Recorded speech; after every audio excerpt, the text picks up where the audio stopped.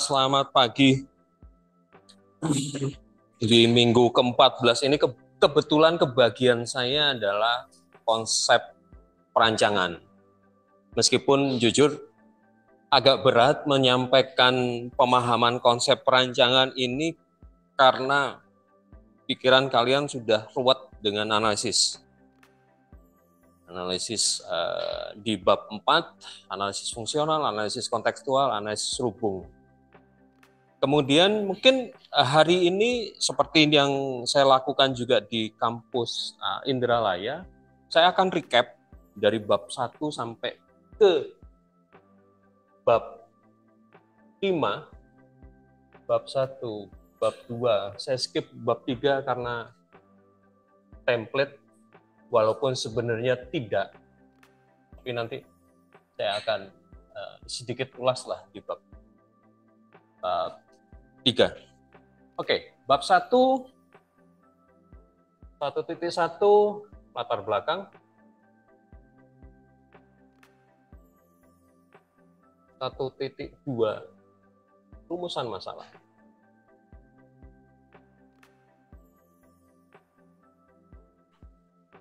Yang spesifik lagi rumusan masalah perancangan. Hemat saya, latar belakang itu bisa ditempatkan memang di bagian awal. Setelah itu, sebenarnya kalian melakukan bab 2, bab 4, bab 5, baru kembali ke masalah perancangan. Kenapa? Ini yang coba saya jelaskan. Dibuka aja. Biar segitu, biar orang enggak. Output dari latar belakang apa sih? Keluaran dari latar belakang itu apa? Isinya latar belakang itu apa sih? Saya akan mundur jauh ke belakang supaya kalian tahu tahapannya. Isi dari latar belakang dulu. Rumusan masalah kan fenomena. Ada yang katakan fenomena, ada yang mengatakan fakta. Ini yang kalian ungkap. Dan biasanya juga di latar belakang ini atau di sidang judul, saya selalu menanyakan dari fenomena, dari fakta yang kalian sudah kumpulkan dan kalian sudah tulis. Pertanyaannya, mengapa fungsi atau aktivitas yang kemudian kalian wadahi itu menjadi penting? Ini pertanyaan dasarnya di situ. Jadi latar belakang isinya fenom, fakta, dan segala macam yang kemudian kalian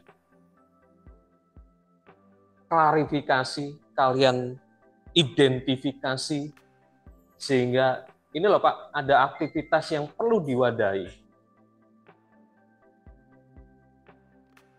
Dari situ maka fenomena atau fakta yang sudah kalian kumpulkan, apakah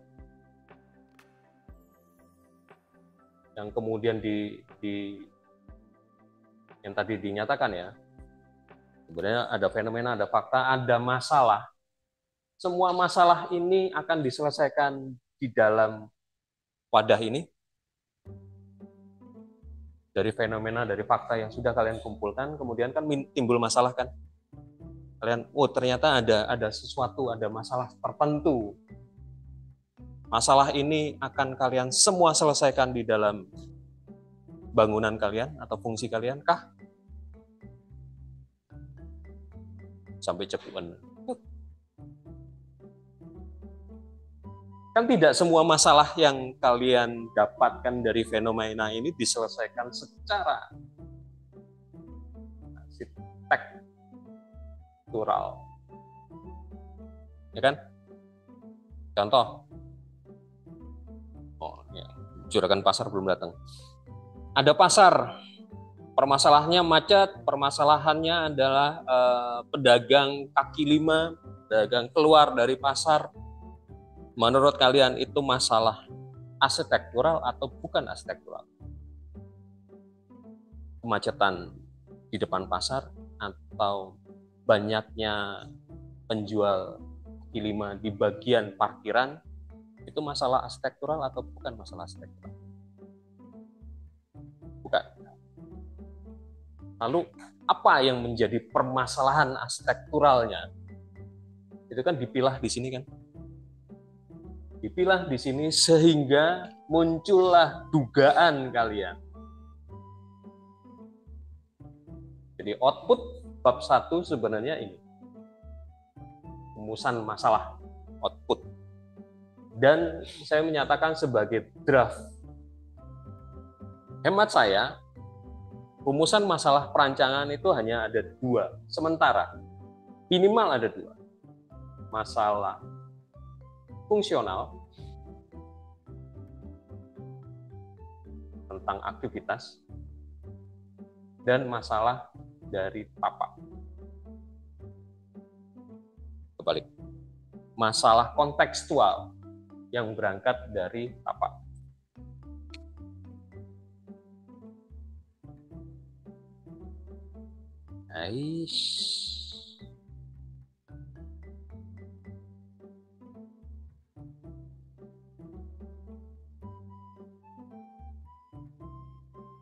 Oke. Itu ya. Di bab 1 sebenarnya outputnya adalah rumusan masalah yang minimal ada 2. Fungsional dan kontekstual. Lalu di bab 2 kalian melakukan pemahaman proyek.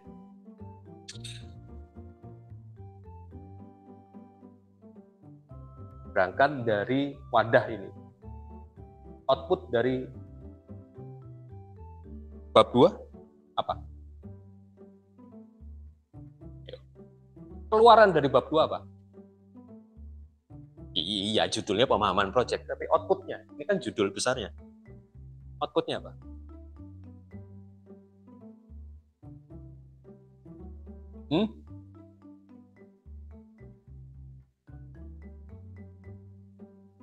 Standar-standar dan requirement.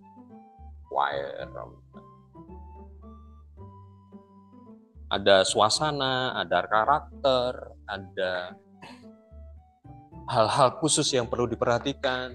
Itu muncul ketika kalian bongkar ini. Dasar pemahaman proyek atau dasar dari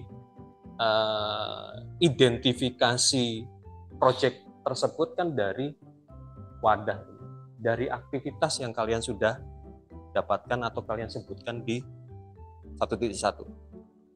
Dan berangkat juga dari fungsi ini. Jadi didetailkan baik aktivitasnya, baik pelakunya, baik standarnya, baik suasana yang mau diangkat. Oke, itu ya. Kemudian di bab 4, kalian mulai dengan analisis fungsional. Output dari analisis fungsional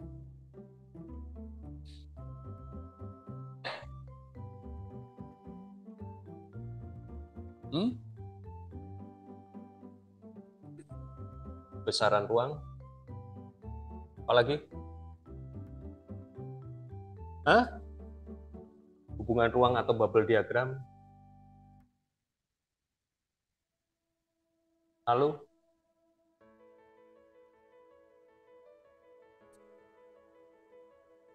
apa?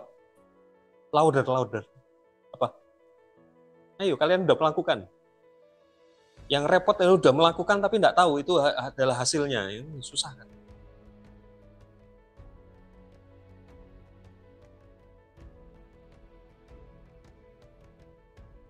Ujung dari analisis fungsional kan zonasi.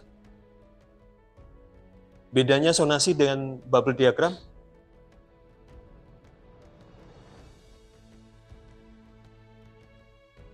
Ini lebih ke hubungan ruang. Kalau saya sih mencoba mempush zonasi ini menjadi zonasi terukur. Yang tidak hanya meter persegi, kalau hanya meter persegi itu sama juga dengan bubble diagram, tapi meter kubik, volume. Kenapa? Kembali ke sini. Kembali ke sini.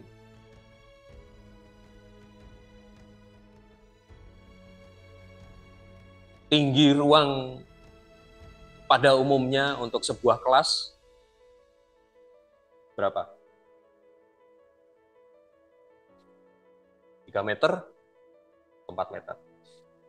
Tinggi ruang untuk sebuah konser hall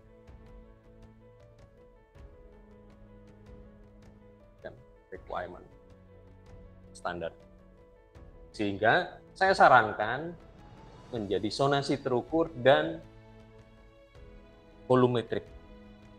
Outputnya adalah kalian bisa bikin blok-blok. Kalau kalian googling bubble diagram, ada beberapa yang bentuknya hanya bubble, tapi kemudian ada yang bentuk kotak-kotak seperti ini. Sudah ada meternya, bahkan ada tingginya. Volumetrik. Mengapa? Karena rancangan arsitektural itu bukan rancangan yang hanya meter persegi, tapi volumetrik. Permasalahannya berikutnya adalah apa kaitannya dengan analisis kontekstual?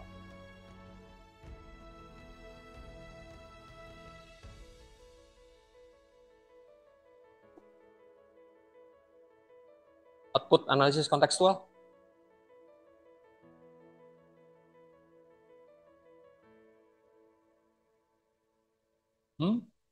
Apa? Keluaran analisis kontekstual. Kok ragu-ragu sih? Set plan atau block plan? Tapi kembali lagi, ini kan flat kan? Saran saya, dari analisis fungsional yang sudah keluar zonasi terukur, blok ini kemudian dimasukkan di mesin kerja analisis kontekstual. Masuk ke apa? Garis edar matahari, barat, timur, dan segala macam disesuaikan. Kemudian kalau toh ada kontur disesuaikan, masukkan aja. Kemudian berubah sesuai, jadi transformasi bentuk bukan seperti pada umumnya yang kalian lakukan. Ada yang disebut gubahan massa. Dari kotak, kemudian tiba-tiba di crop, di adiktif, subtraktif, gitu kan. Tapi tanpa konteks.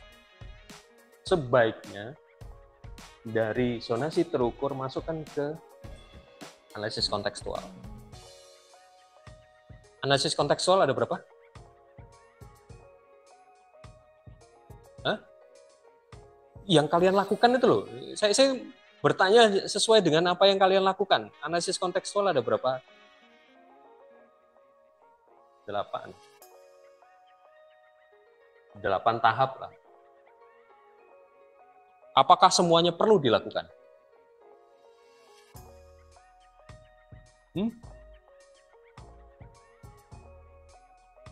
Repot pertanyaan. Apakah perlu dilakukan? Tergantung pembimbing.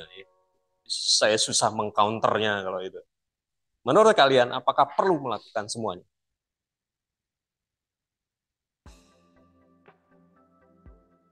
Tidak. Alasannya?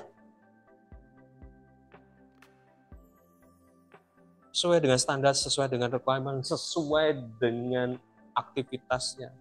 Contoh, pasar. Mumpung orang pasarnya nggak ada di sini. Pasar. Analisis kebisingan. Perlu nggak? Keluar. Analisis kebisingan keluar. Karena dirinya sudah bising. Dan apakah penting dianalisis kebisingan? Pasar selalu berada di secara aturan selalu berada di tempat bisnis. Dan pasti bising. Permasalahan di situ kan. Kemudian analisis kebisingan untuk sekolah. Bentar. Keluar apa ke dalam? Ke dalam. Dari yang biasa kalian lakukan adalah dari jalan ke dalam. Untuk semua zona, analisis kebisingan terhadap sekolah.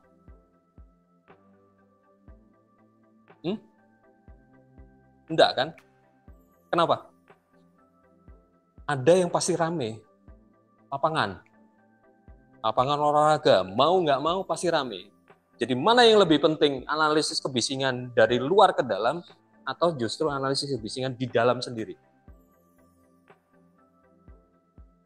Peletakan lapangan terhadap ruang kelas. Itu pasti kan? Pasti bikin heboh. Nggak tahu di sekolah kalian ketika SMA atau SMP.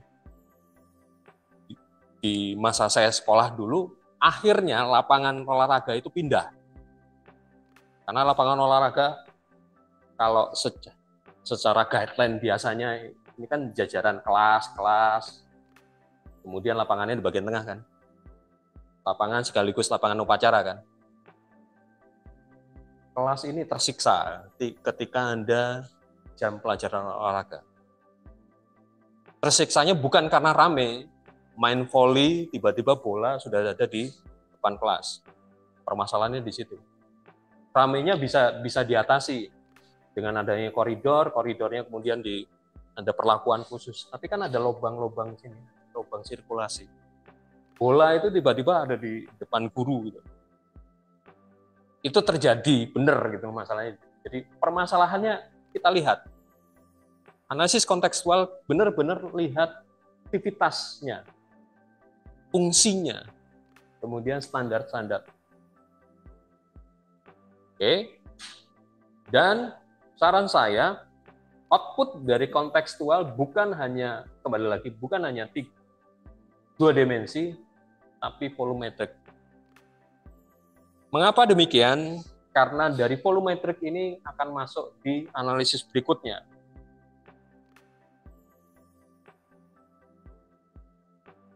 Analisis selubung. Ada meter persegi, ada volume, ada kotak, udah jelas ya, boxnya bentuknya seperti apa, segala macam. Kalian bisa menentukan sistem struktur dengan bentuk seperti ini, ya kan? Kalian sudah bisa menentukan sistem utilitas, kemudian kalian bisa menentukan selubung, bahkan lebih detail kalian bisa menentukan materialnya.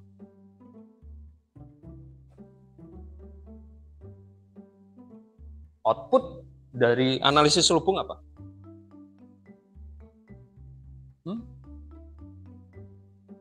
Apa? Kok ragu kamu? Apa?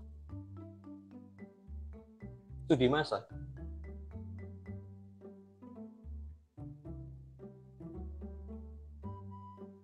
Ya, proses kerjanya, proses jalannya. Dari latar belakang, kemudian ada rumusan masalah ada 2, fungsional dan kontekstual. Kemudian dari fungsional dan kontekstual tersebut di breakdown, masing-masing aktivitasnya apa, masing-masing pelakunya siapa, karakter dari tapaknya bagaimana. Dari data-data ini kemudian dimasukkan di mesin kerja di bab 4. Mudahnya ini adalah data, ini adalah prosesnya. Proses analisis, makanya disebut bab analisis kan. Proses. Outputnya di sini.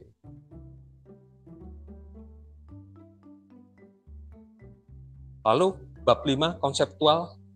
Apa itu konseptual jadinya kalau dalam proses seperti ini? Kan udah jadi. Apakah ini kemudian bisa langsung digambar Dia nanya, kenapa enggak?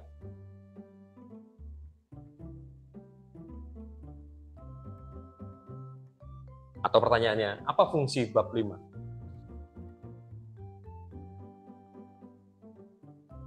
Konsep perancangan. Kalau mesin kerjanya sudah sampai keluar studi massa, kalau mesin kerjanya sudah menentukan sistem struktur, sistem utilitas, bahkan selubungnya, ini kan sudah jadi. Secara bentuk, secara tampilan, segala macam, ini kan sudah jadi studi massa. Kalau fungsinya bab 5 apa?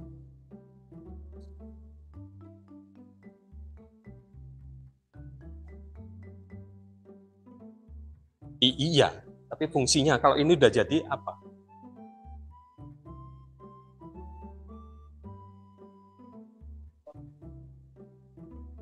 Ini narasinya. Narasi yang menjawab mana tadi? Permasalahan. Jadi konsep perancangan itu berangkat dari proses analisis. Konsep perancangan berangkat dari data. Sehingga kalau ditanya, mengapa konsepnya seperti ini? Karena saya menjawab permasalahan di sini. Bagaimana prosesnya? Ini prosesnya. Kenapa saya pakai struktur katakanlah bore pile, bukan tiang panjang? Karena permasalahan kontekstual, karena permasalahan aktivitas. Ini narasinya, ini penjelasannya. Konsep perancangan itu adalah jawaban dari rumusan masalah perancangan aspek. Sehingga jika ada pertanyaan, mengapa kalian menentukan katakanlah konsep A?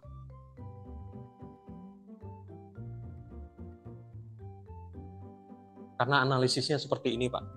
Karena requirement-nya seperti ini. Permintaan dari project ini adalah ini. Saya menentukan konsep A.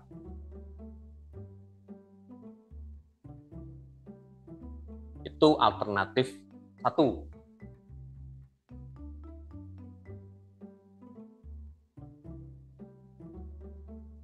Bisa nggak konsep itu diletakkan di depan? Letakkan di latar belakang.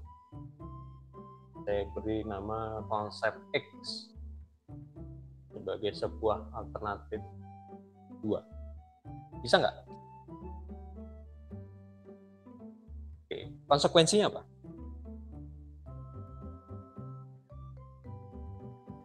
Konsekuensinya adalah konsep X ini harus dijabarkan di pemahaman proyek.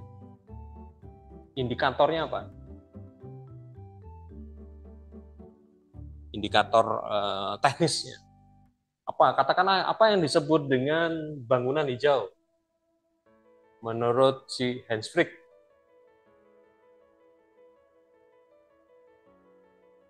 Jabarkan indikator. Akan berbeda konsep bangunan hijau menurut perundang-undangan. Jabarkan indikator. Indikator ini yang kemudian menggantikan analisis-analisis yang ada di sini. Tapi hemat saya, analisis fungsional ini analisis yang harus kalian lakukan. Perkara yang kontekstual, perkara yang selubung tergantung letak dari konsep. Jadi ada 2 alternatif. Konsep di bagian belakang sebagai sebuah hasil dari proses analisis, atau konsepnya kalian letakkan di depan, tapi kemudian mempengaruhi proses analisis. Di sini gimana? Di bab 5 konsepnya apakah sama dengan konsep X? Pasti menjadi konsep X yang berbeda. Bukan konsep X yang seperti Hans Frick, bukan konsep X seperti perundang-undangan. Kenapa berbeda? Karena ada konteksnya, konteks tapaknya. Bahkan sistem struktur di tepian sungai, sistem struktur di tengah kota, sistem struktur yang ada di tanah keras, itu akan berbeda banget. Di sini, kalau prosesnya seperti ini, kalian bahkan bisa menentukan modulnya seperti apa. Nah, selalu jadi kepleset kan itu. Modul strukturnya bagaimana? Dan ini bisa di-trace. Mengapa modul ini muncul? Karena aktivitasnya, karena lokasinya, karena standar uangnya, karena requirement-nya. Jadi nyambung semuanya. Yang sering terjadi adalah bab 2 sendiri, bab 4 sendiri, bab 5 sendiri. Efeknya ketika ditanya, apakah permasalahan perancangan ini terjawab di bab 5? Ya enggak, kalau ini jalan sendiri-sendiri.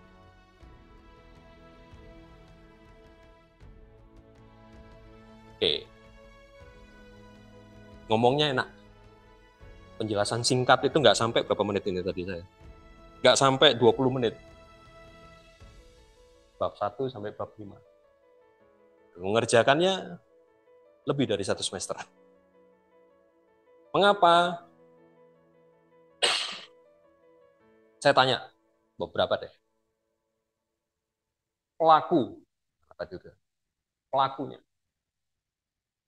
Kalian mencatat enggak? Pelaku di proyek kalian ada berapa orang? Kalau kalian paham, kalian bisa jawab.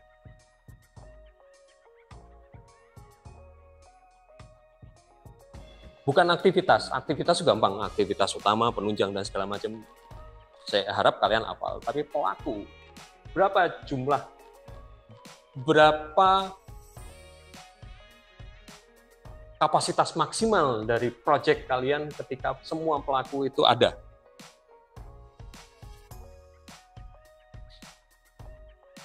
Pertanyaan itu bisa kalian jawab dan bisa tahu konsekuensinya, karena akan mempengaruhi konsekuensi terutama di sini yang terkadang terlupa. Parkir maksimalnya berapa? Mengidentifikasi aktivitas utama, aktivitas penunjang, kemudian aktivitas perkantoran, pengelola dan segala macam itu biasa. Tapi jumlah maksimalnya berapa? Pelakunya.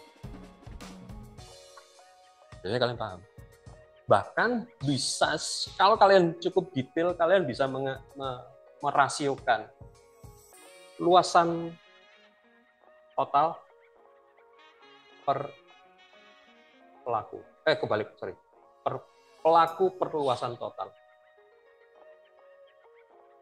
Sehingga ada satu orang, berapa orang per meter persegi? Berapa orang per meter persegi? Rasionya ya, ketahuan. Masuk akal enggak? Satu orang itu butuh berapa meter persegi sih?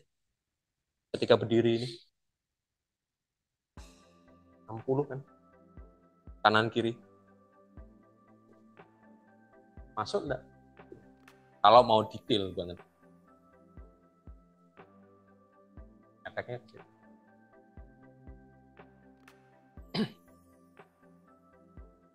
Pertanyaan, menjelaskannya enak, bahkan saya tidak perlu paparan dan segala macam. Tapi logika berpikirnya ini, teknisnya, yuk kita diskusi. Ada pertanyaan, silakan.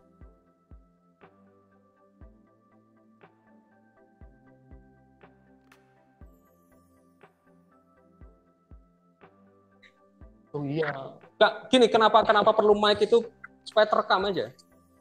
Kalau nggak gini nggak terekam. Ini kenapa pakai bulu-bulu yang lucu? Jadi pertanyaan saya tuh di konsep rancangan. Kan tadi Bapak bilang hasil dari konsep rancangan itu dari analisa kontekstual kan. Tapi itu tidak hanya analisis kontekstual, tapi seluruh analisis. Oh, oke. Yeah. Terus? Soalnya saya mau tanya tadi apa mungkin bisa aja ada di analisa fungsional gitu, atau Bisa. di analisa selubung. Kalau selubung tuh misalnya saya ambil di sistem utilitasnya dia tuh zero waste kayak gitu. Jadi itu bisa dijadiin konsep rancangan. Bisa. Jadi dari tahapan ini kalian akan bisa merumuskan, sebenarnya ada satu tahapan tapi di modul Prata yang sekarang itu hilang. Itu sintesa. Dari semua analisis ini kan terkadang tabrakan kan. Analisis sirkulasi dan analisis zonasi itu biasanya tabrakan. Pintu masuk, pintu keluar itu biasanya tabrakan. Kemudian di sintesa sebenarnya rumusan yang mau ditonjolkan, yang mau tanda kutip dimenangkan itu yang apa? Dasarnya apa? Seperti tadi ya. Pak, dari analisis ini kan mesin kerja. Ternyata yang paling berpengaruh dan paling ingin saya kedepankan berdasarkan latar belakang, berdasarkan requirement, itu ternyata yang selubung. Kenapa yang selubung? Karena itu adalah image orang dari luar untuk melihat bangunan. Identifikasi atau gambaran umum dari bangunan. Efeknya kalau mau seperti itu di analisis atau di pemahaman proyek ada terkait dengan apa image sebuah bangunan itu muncul gitu loh. Harus muncul seperti itu. Jadi pemahamannya supaya nanti di analisis kontekstual juga ada, terutama di analisis selubung ya, itu juga punya dasarnya, punya landasan teoritiknya. Begitu.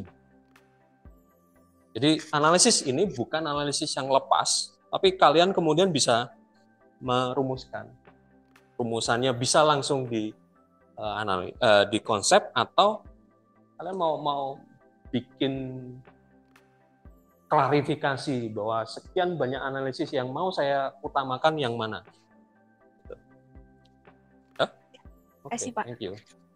Semoga tidak memang gatel untuk pertanyaan lagi.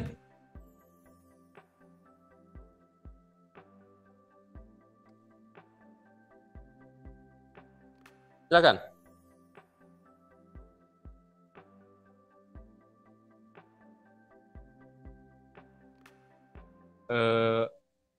Saya ingin bertanya di kontekstual, Pak. Jika konsep tadi sudah ada di bab 1 dan sudah dijelaskan, nah itu bagaimana cara menghubungkan antara analisis kontekstual dengan konsep yang kita bawa gitu? Oke, teknis. Konsepmu apa? Biomimicry, Pak. Biomimicry.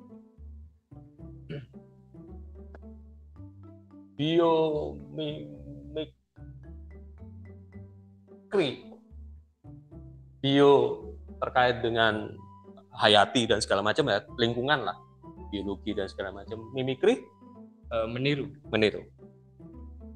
Untuk bisa ke sini, dirimu harus meng-breakdown biomimicry yang secara teoritik harus dijabarkan, harus dikeluarkan menjadi sebuah indikator perancangan. Jadi harus teknis. Apa sih yang disebut biomimicry? Contoh yang Hensrich tadi ada 9 apa 11 saya lupa. Kemudian bisa sebagian yang dirimu ambil atau keseluruhan. Itu di pemahaman ini. Lalu dari indikator yang dirimu pilih ini yang kemudian masuk di analisis kontekstual. Apakah kemudian tidak perlu melakukan analisis kontekstual yang seperti yang di modul? Ada 2. Bisa dari teknisnya ini dimasukkan sesuai dengan modul, atau bikin sesuai dengan ini, sesuai dengan turunannya ini. Jadi hati-hati ya, biomimikri, biopilik dan segala macam itu teori besar. Bahkan ada beberapa yang saya lihat ngambilnya justru pada ide dasarnya, idenya, bukan pada teknisnya. Jadi perlu lagi ditelusur, itu kenapa perlu di bab 2, ditelusur teknisnya apa, indikatornya apa, baru dimasukkan. Sama dengan bangunan hijau yang ada di perundang-undangan, itu perlu diturunkan, ditekniskan, Itu kan undang-undang. Undang-undang dimunculkan untuk menilai bangunan yang sudah ada. Tapi kemudian undang-undang tersebut perlu didetailkan indikatornya untuk membangun atau untuk merancang. Sama juga dengan sertifikasi green building. Ada platinum, ada gold dan segala macam. Itu indikator yang digunakan untuk menilai bangunan. Kemudian apakah indikator itu bisa digunakan untuk teknis mau membangun? Bisa. Ada yang sudah melakukan. Tugas kalian bukan kemudian membongkar itu, cari aja jurnal yang tentang itu. Atau cari aja, itu gunanya studi preseden. Apa yang sudah dilakukan orang, kemudian dirumuskan. Dan ini yang dipakai di analisis kontekstual. Ya. Ada lagi?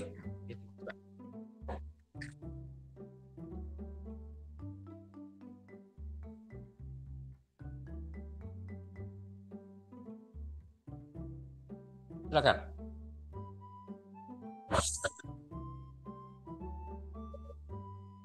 Buka aja, nggak usah ditutup. Salah. Yuk, udah biar aja. Tawar ruangan. Oh, habis waktu. Pertanyaan? Mohon maaf Pak, mahasiswa dulu Pak. Oh, dengan Bapak nanti panjang urusannya. Nggak usah ditutup ya, silakan. Daripada Pak Iwan kalian habis nanti tambah bingung loh. Makanya saya tunggu dulu. Yuk.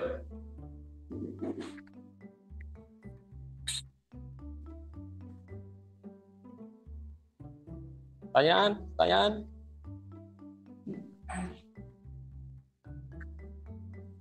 Kayaknya enak saya menjelaskan cepat. Kemarin di kampus Indralaya 30 menit karena sudah saya uji coba kemarin, maka hari ini lebih cepat 10 menit, 20 menit hanya untuk menjelaskan sekian panjang. Sekaligus tes otak. Sengaja saya tidak bikin paparan. Lebih cepat. Ternyata lebih cepat. Bikin paparan terdistraksi. Oke. Daripada saya lempar ke Pak Iwan loh ini, beneran loh ya. Kalau dengan Pak Iwan, siap-siap di ruang 2. Makin mules. Dah? Silakan Pak. Salah sendiri mahasiswanya. Mic Pak, karena saya pakai Zoom, saya rekam, sehingga semester depan saya tidak perlu menjelaskan ini. Oke, keren. Tontonlah. Jadi gini Pak, saya bertanya bukan sebagai mahasiswa, ya. Saya bertanya sebagai dosen pembimbing. Ya. Sejauh mana konsep itu diterapkan di segala lini desain? Apakah konsep besar itu harus ada di fungsional? Apakah konsep besar itu harus ada di kontekstual sampai ke struktur dan utilitasnya? Sehingga pemilihan konsep besar itu benar-benar sebuah solusi untuk memecahkan permasalahan yang sudah dilakukan oleh mahasiswa. Ya. Itu mungkin Pak pertanyaannya. Saya kembalikan ke mahasiswa karena ini tadi bertanyanya sebagai dosen pembimbing. Saya juga dosen pembimbing. Pertanyaannya Pak Iwan, menempatkan konsep perancangan di depan atau di belakang? Di depan. Oke. Ketika di depan, maka harus dilakukan enggak? Ya. Kembali, kalau di belakang apakah tidak melandasi ini? Atau tidak berlandas ini? Konsep dirumuskan setelah analisis. Berarti konsep itu berdasar apa? Berarti konsep itu dilakukan di semua analisis. Jadi konsep itu apa? Apa sih arti konsep? Silakan buka gadget kalian itu, membuka ada internet. Tanya ChatGPT, apa itu konsep? Nggak apa-apa, ayo. Apa itu konsep?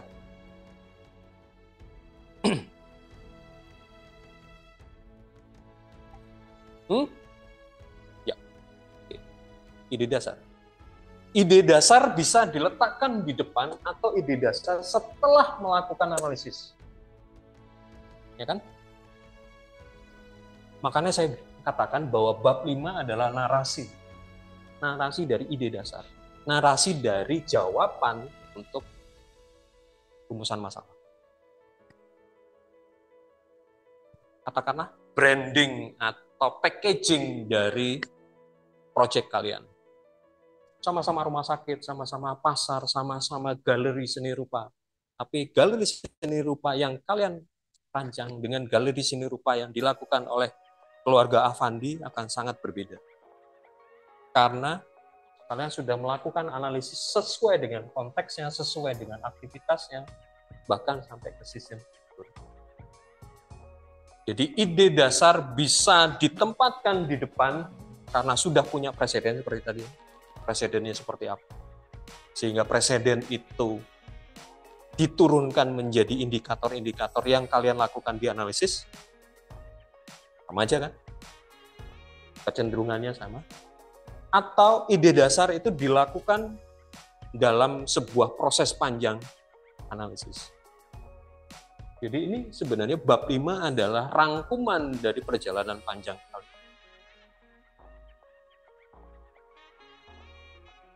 Kono. Sama aja, di depan atau di belakang yang namanya konsep. Iya, ya harus menjalin semuanya.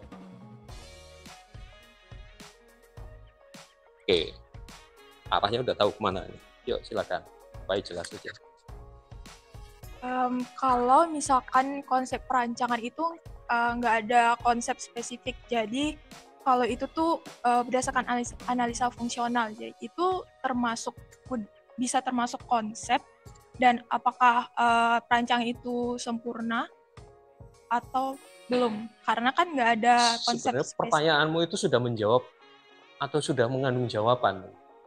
Kalau hanya potong di sini, apakah itu sebuah analisis arsitektural? Kalian tidak tahu dari sekian banyak mahasiswa, siapa yang pernah ikut sayembara? Desain. Di sayembara tersebut, kalian harus menghitung ini. Ada hitungannya. Ada aktivitasnya. Sudah ditentukan atau kalian menentukan aktivitas? Yap. Di proyek nyata pun, kalian tidak perlu menghitung lagi. Karena sudah ada tornya. Dan di proyek nyata pun, sebagian besar sudah KP kan? Sudah praktek profesi. Kalian melakukan di analisis kontekstual atau dilakukan di sini? Siapa yang melakukan di analisis fungsional? Enggak ada. Karena ini ranah tersendiri di dunia nyata, bahkan di sayembara pun seperti itu. Sudah ada konsultan yang menghitung sendiri. Tugas seorang arsitek justru di bagian sini. Itu kenapa judul laporan terakhir kalian yang disebut skripsi dan apapun lah, perencanaan dan perancangan. Ini yang rencananya. Ini yang rancangannya. Pak, kok dua-duanya harus dilakukan di S1? Atau di kalian? Karena kalian menentukan sendiri soalnya, kalian menentukan sendiri caranya, kalian menentukan jawabannya. Bagaimana bisa paham analisis kontekstual, bagaimana bisa paham sistem struktur modul kalau kalian tidak pernah melakukan perhitungan aktivitas, perhitungan perilaku dari pelaku. Jadi S1 ya harus dilakukan semuanya.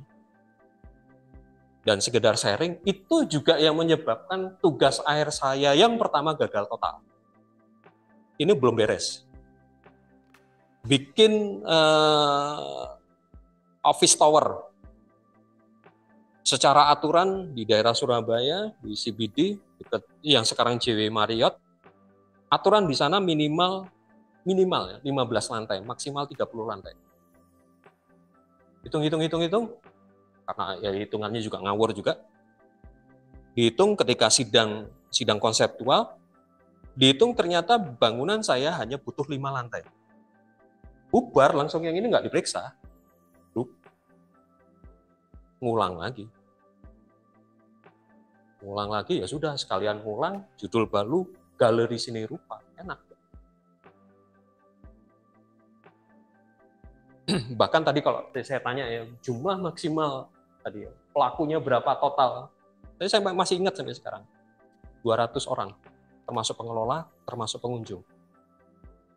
Rasio dengan parkir juga saya tahu. Tidak mungkin pakai bis, pakai mobil, jumlahnya saya lupa tatanannya, tapi maksimal 200 orang. Ada beberapa orang yang terkait dengan seni. Yuk, tes. Kalian sudah melakukan analisis kan? Ini manusia, ini benda yang dipajang, katakanlah patung. Berapa jarak minimal? Berapa tingginya? Berapa ukuran patungnya? Ini akan sangat berpengaruh pada zonasi. Pembagian zonasi di galeri saya itu berdasarkan ukuran benda seninya. Besar lukisan, yang besar lukisan di atas 2 meter atau di bawah 2 meter. Karena ini akan beda. Sudut pandangnya juga beda. Ini munculnya di analisis apa? Fungsional. Berdasarkan apa? Berdasarkan standar. Hati-hati ya, standar itu minimal. Jadi kalau kalian memberi lebih, silakan. Standar itu minimal. Yang repot adalah yang minimal pun nggak pegang. Seperti kasus saya tadi. Minimal itu 15 lantai. Ternyata saya hanya sanggup mewadahi atau mengumpulkan aktivitas 5 lantai. Ya pasti nggak lolos.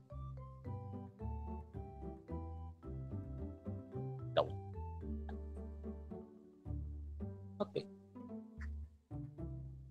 Ada lagi? Dari tadi itu 2 orang ini mau bertanya tapi bingung merumuskan pertanyaan. Bentar Pak, saya menarik. Dari tadi itu udah di ujung mulut, tapi bingung merumuskan pertanyaan. Saya paksa. Yuk, silakan. Aku bingung juga. Ayo, Pak. Mic-nya dipegang supaya kedengaran. Apa?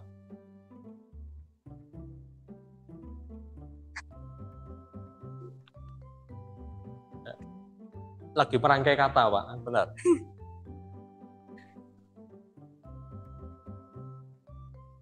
Benar apa tadi? Bukan, ini udah jadi. Apa? Kalaupun belum tertata nggak apa-apa. Apa? Pertanyaannya apa? Sebenarnya ada banyak sih Pak pertanyaan saya, cuman terus ya apa? Kalau saya tuh tugas akhir saya itu kan itu merancang rusun Pak di tepian air. Apa? Perancangan rusun di tepian air. Oke, terus? Itu kan bakal mewadahi pasar kalangan di Jembatan Musi 2 itu Pak. Okay. Yang jadi pertanyaan, itu pasarnya kan bukan semi permanen Pak. Apakah fungsi bangunan saya itu lantai atasnya itu hunian, lantai bawah itu semi terbuka untuk mewadahi pasar tersebut. Tetapi pasar tersebut tidak permanen Pak. Apakah fungsi yang saya buat itu untuk mewadahi aktivitas yang bawah itu masih relevan?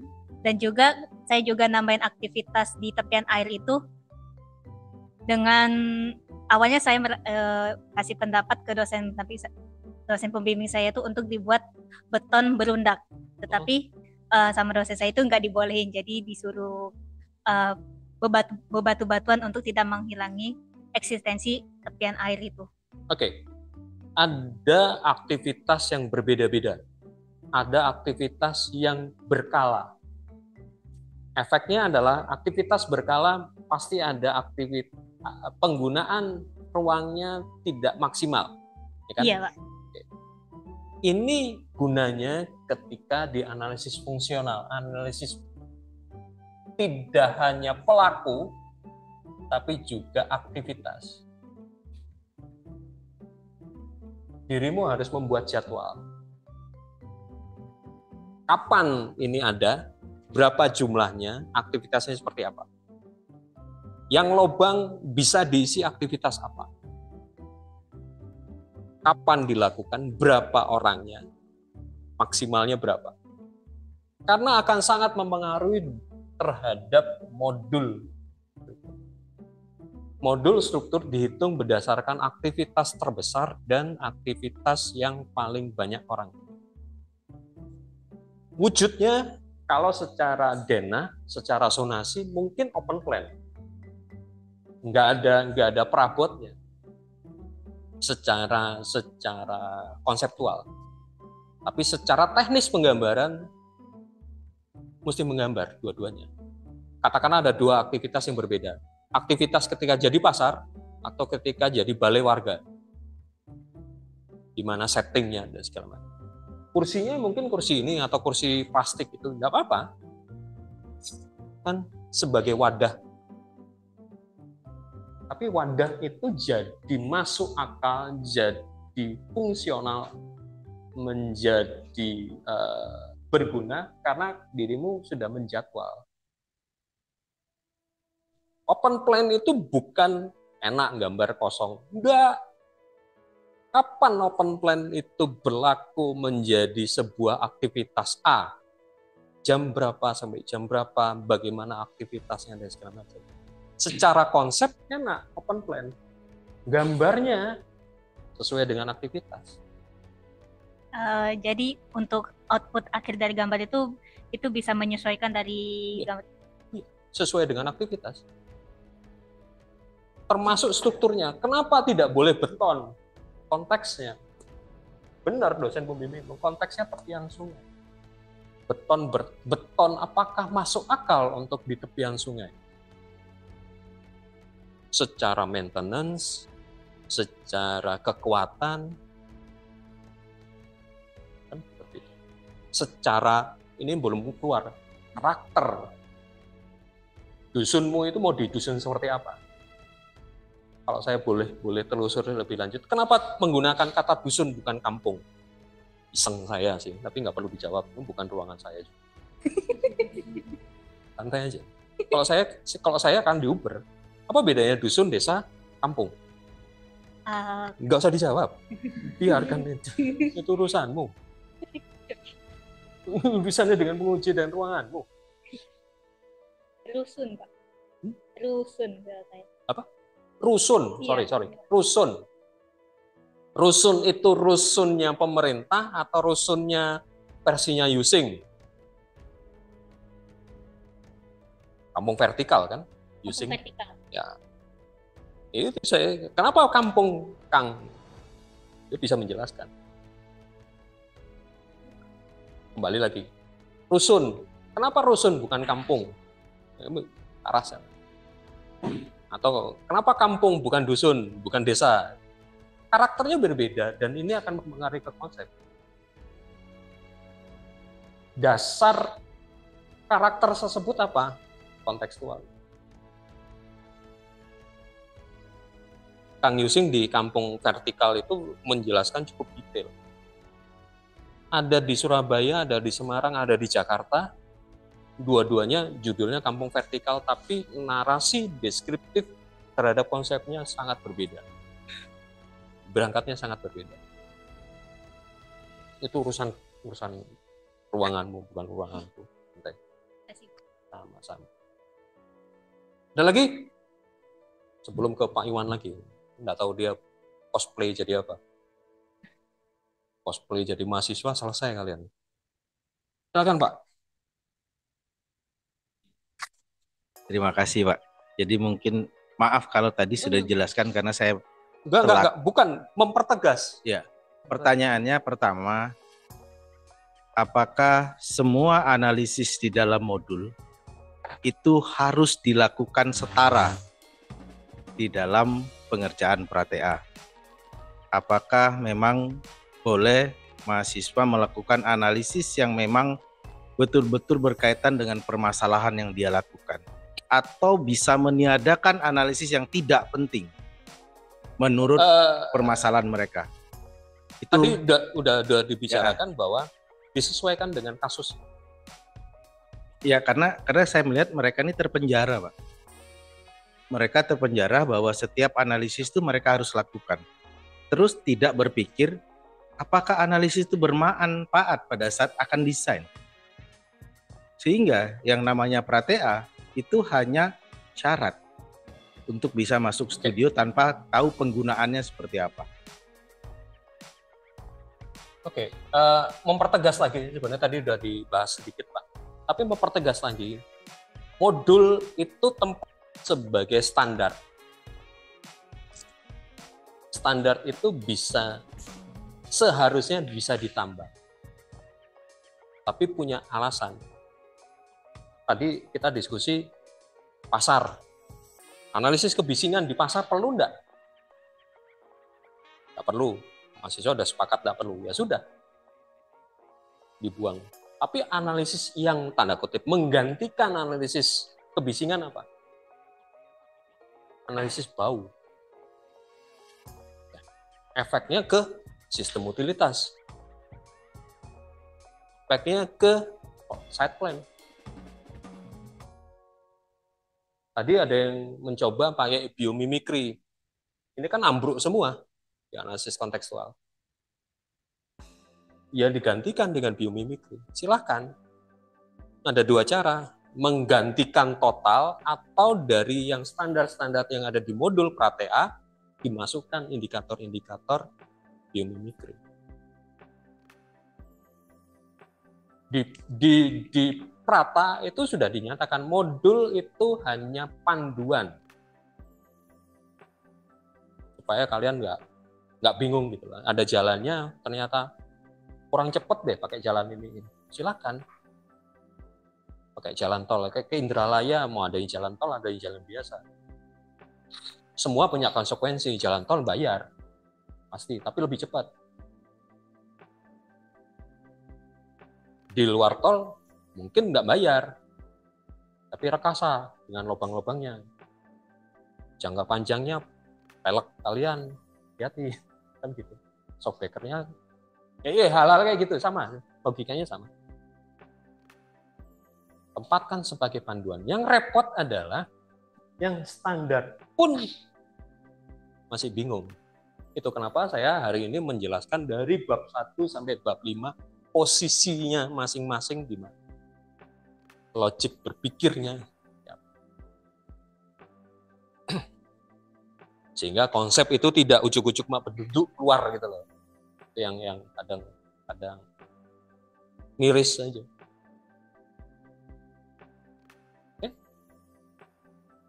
Ada pertanyaan dari lanjutan dari pertanyaan Pak Iwan? Saya lagi nanya. Boleh. Satu lagi Pak. 5 pun enggak apa-apa Pak. Jadi saya flashback Mas. Saya flashback ke tahun 1992 di saat saya TA. 92 Pak. 1992. Oke. Jadi waktu itu judul TA saya adalah redesain rumah sakit tipe C di Lubuk Linggau. Dan ini memang real. Pelan-pelan Pak. Rumah sakit tipe C. Jadi kita pertegas ya logika berpikirnya. Rumah sakit tipe C ada standar-standarnya. Oke. Tapi Rumah ada sakit kata redesign. Ya, redesain rumah sakit tipe C di Lubuk Linggau karena waktu itu memang rumah sakit itu akan dapat bantuan dari ADB untuk pengembangan. Jadi kebetulan Warlock diminta untuk membantu. Nah, di awal judul saya ditolak Karena apa? Ini rumah sakit tipe C lagi, Ya. full standar. Karena kalau Anda mau desain apa? Nah, setelah itu saya coba tawarkan, ternyata rumah sakit itu pada saat ingin dilaksanakan pembangunannya, dia harus tetap beroperasi. Sehingga waktu itu saya mencoba mengambil, saya nggak tahu ini konsep atau bukan, pentahapan. Jadi waktu itu resikonya pertama saya harus mengadakan EPH, ya. Apa yang harus diperbaiki dan apa yang itu yang pertama untuk menentukan seperti apa jadinya. Kemudian saya menggunakan entah ini konsep atau bukan adalah pentahapan.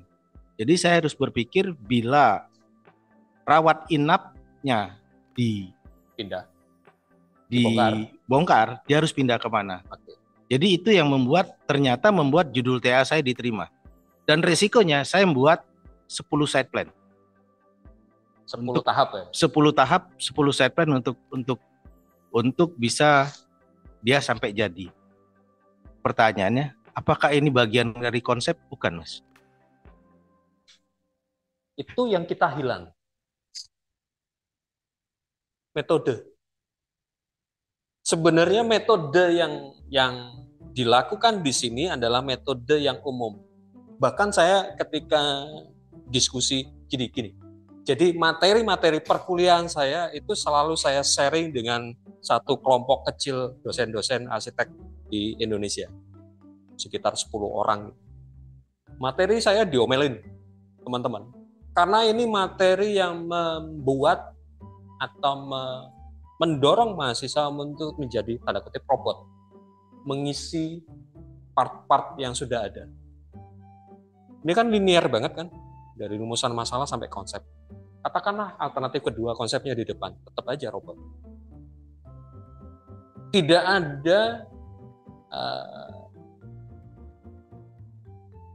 ada kesempatan mahasiswa untuk meng-create sesuatu. Katakanlah kasusnya Pak Iwan, redesign seperti itu. Kalau pakai cara kerja atau mesin kerja seperti ini, pasti ditolak. Kenapa? Nggak masuk. Pemahaman proyeknya, rumah sakit tipe C, ambruk standarnya.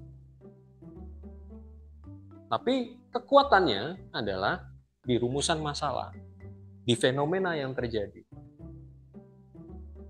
Efeknya adalah analisis ini apa? Perlu nggak analisis fungsional? Nggak perlu, karena sudah ada standarnya. Rumah sakit tipe C itu ada standar. Analisis kontekstual perlu nggak? Perlu di part mana? Tumbuh tadi. Bukan tumbuh. Pentahapan tadi. Ya kalau seperti ini dipindah di sini, hati-hati rumah sakit ya, bukan hanya kelas gitu. Kalau kelas pindah nggak masalah. Rumah sakit itu kan perangkat utilitas. Sehingga kalau tadi Pak Iwan ada 10 gambar, itu berarti ada 10 sistem utilitas terkait dengan standar rumah sakit. Pasti. Perkara itu portable atau enggak, itu urusan kesekian. Tapi kan sistemnya beda. Meskipun bawa oksigen yang gelendengan itu, yang tabung gede, itu kan harus ada tempatnya. Ketika harus ada tempatnya, harus ada meter perseginya. Di mana dia nyimpan, di mana dia bisa dibawa ke situ. Nah mungkin dipindah ke lantai 2, mati bawa tabung segede gitu. Itu kan. Berarti kan sistem utilitas, sistem zonasinya ada berapa? 10 kan berarti. Jadi ini yang disampaikan adalah yang sangat minim. Saya harus mengatakan ini karena ini akan direkam di YouTube, diunggah di YouTube. Ini adalah yang paling minim yang harus kalian kuasai.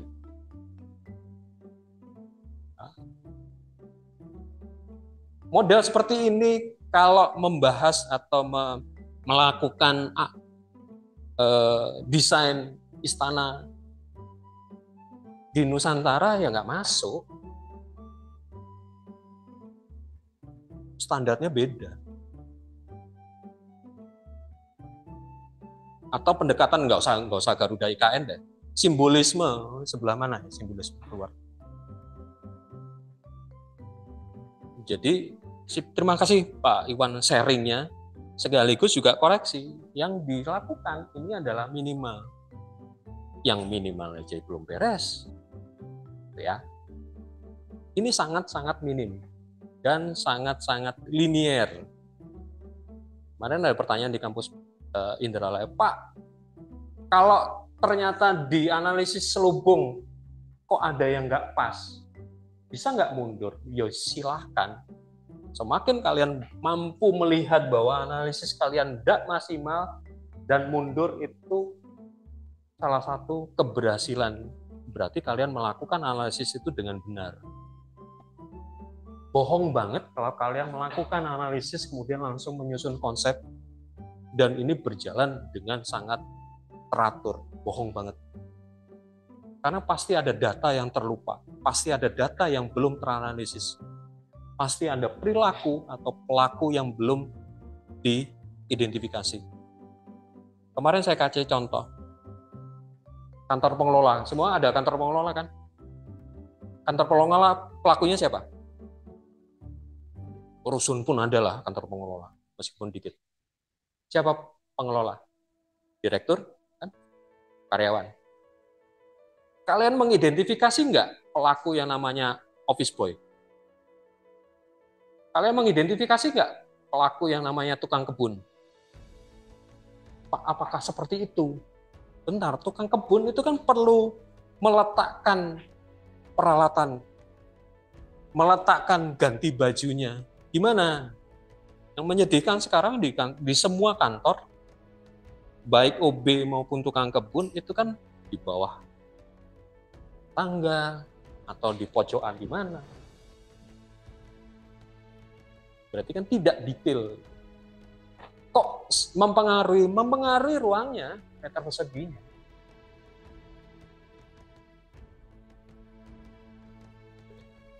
Ekstrimnya seperti itu. Tuh pertanyaan. Sehingga kalau kalian di sini, oh Pak ternyata ada yang kurang, ya mundur lagi silakan. Di bab 2 diberesi lagi, datanya diberesi lagi, analisisnya diberesi lagi. Bahkan saran saya, ketika sampai bab 5, tolong cek rumusan masalah. Tolong cek tujuan perancangan kalian. Bahkan latar belakang. Benar enggak?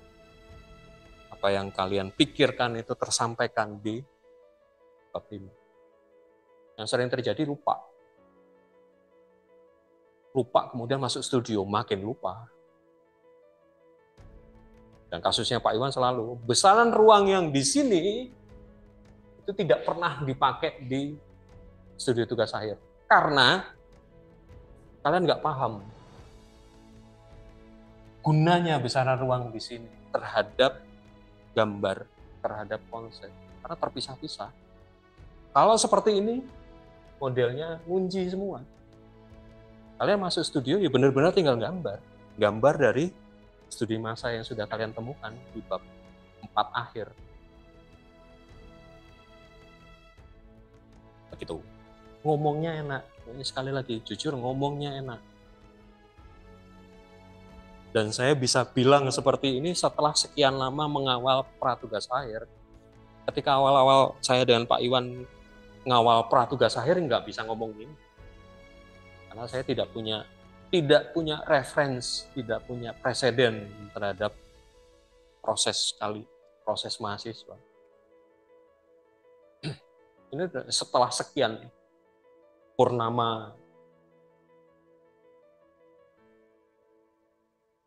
gitu, ya. Oke, pertanyaan? Apa? Mau tanya apa?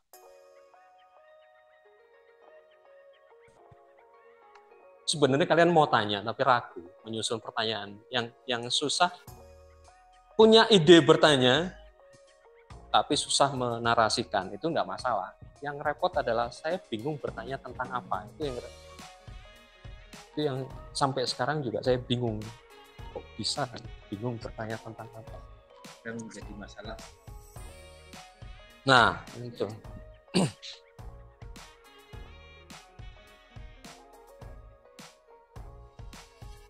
Oke, ada lagi? Cukup? Oke, kalau cukup ini minggu ke-14, saya warning sangat keras tanda kutip. Minggu ke-14 berarti aja waktu kalian tinggal 2 minggu sebelum kalian sidang konseptual. Sekaligus kalian bisa mengukur sih sebenarnya perjalanan satu whiteboard ini bisa kalian selesaikan enggak dalam 2 minggu.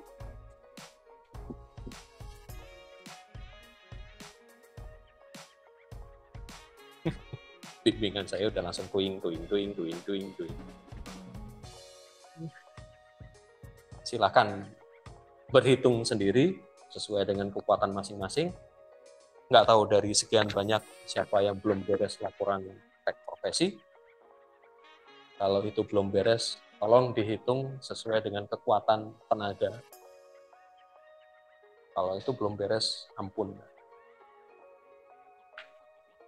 Oke, pertanyaan benar-benar cukup? Oke, kalau cukup, terima kasih. Sampai jumpa 2 minggu lagi